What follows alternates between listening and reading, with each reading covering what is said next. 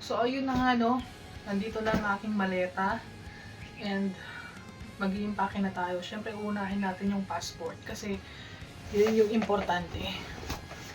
Mga documents. Maiwan na lahat. Huwag lang ang documents.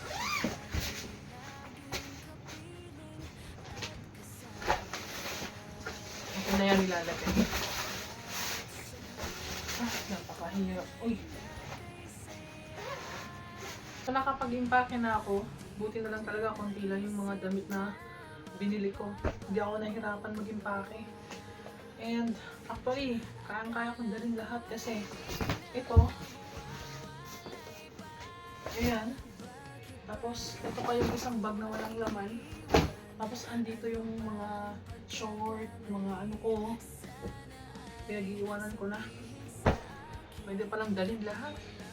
Hindi na ako magdadagdag ng damit kasi nga kung ano lang naman yung maiugot ko dito, yun lang naman yung ginagamit ko. Hindi naman paulit-ulit lang yung mga damit ko. Sa mga ganitong sitwasyon, huwag kayong kukuha ng maraming damit.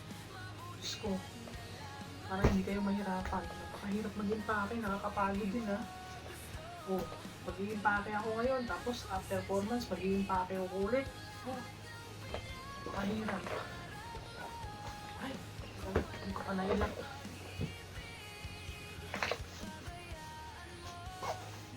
Ay,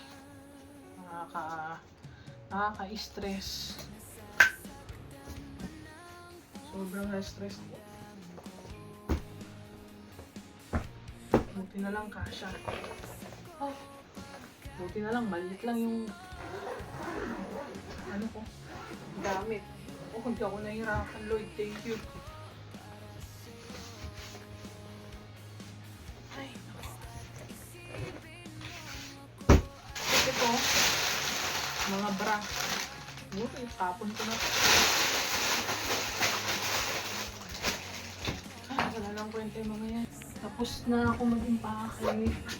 Si Lola na lang.